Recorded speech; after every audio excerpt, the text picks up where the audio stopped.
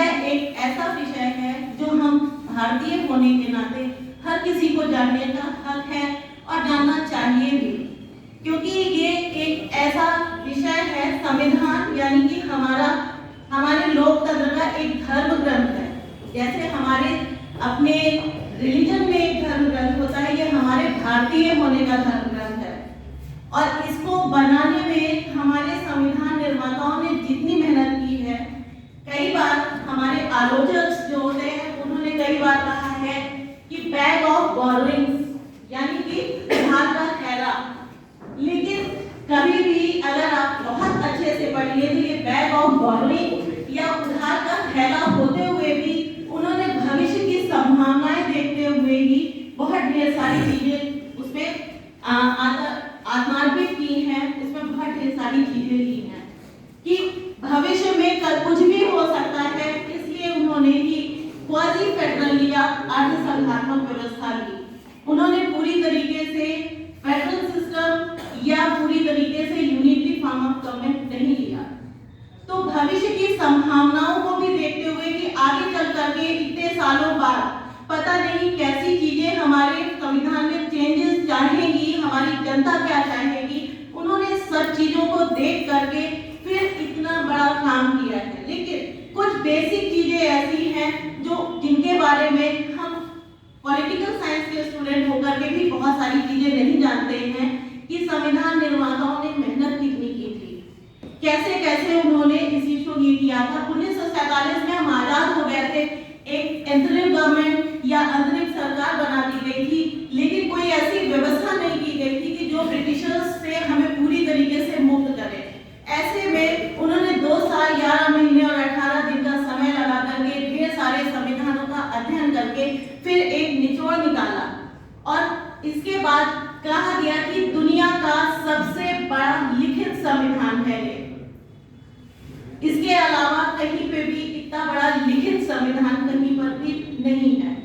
जब ये संविधान बना था उस समय 395 यानी 395 आर्टिकल्स, अनुच्छेद और 8 अनुसूचियां और 22 भाग थे।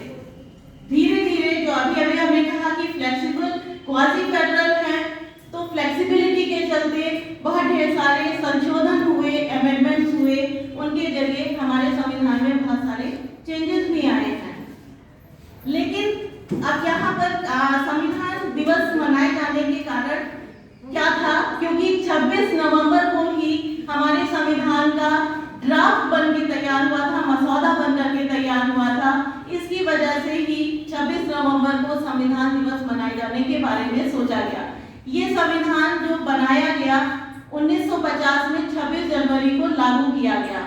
हमें से बहुत सारे लोगों को नहीं पता होगा कि 26 जनवरी 1950 को ही अशोक चक्र राष्ट्रीय चिन्ह के रूप में भी उसी दिन स्वीकार किया गया था, एक्सेप्ट किया गया था।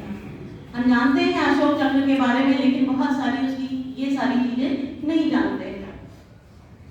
इसके अलावा इसके पहले 2015 के पहले जो ये संविधान दिवस है, ये राष्ट्रीय कानून दिवस के रूप में मनाया जाता था। इसके पहले तक हम संविधान के बारे में ज्यादा चीजें नहीं ले जाते थे।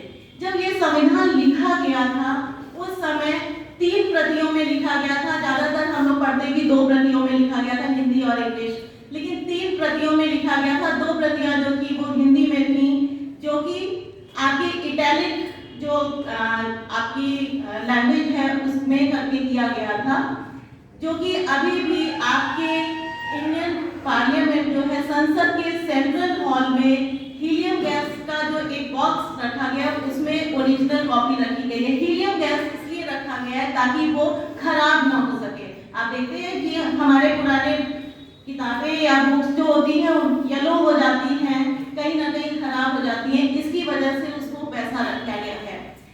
जो इंग्लिश में प्रति है वो देहरादून में छपवाई गई थी, लेकिन बाकी जो 2 हिंदी में है वो हाथ से लिखी गई थी, जो कि रायजादा जी ने लिखी थी।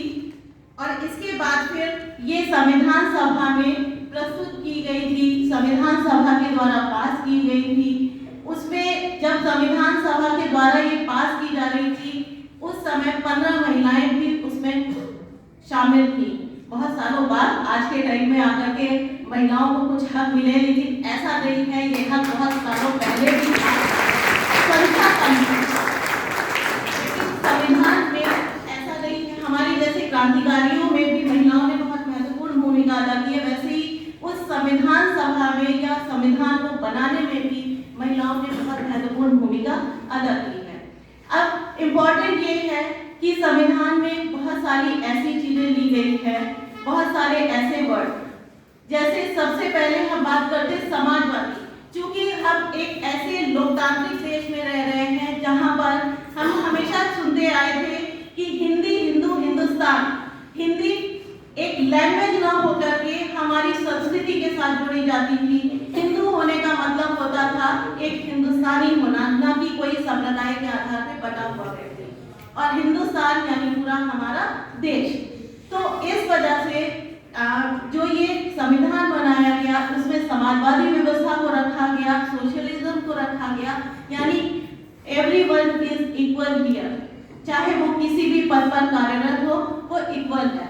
हमारे संविधान की प्रस्तावना को हम अपने यहाँ के संविधान की सोल कह सकते हैं, आत्मा कह सकते हैं, क्योंकि सबसे पहला वर्ड जो लिखा गया है, हमने अमेरिका से संविधान की प्रस्तावना का कॉन्सेप्ट लिया है, लेकिन उसमें जो पहला वर्ड लिखा गया है वो अमेरिका में भी यूज किया गया है वी, और हमने यूज किया है हम।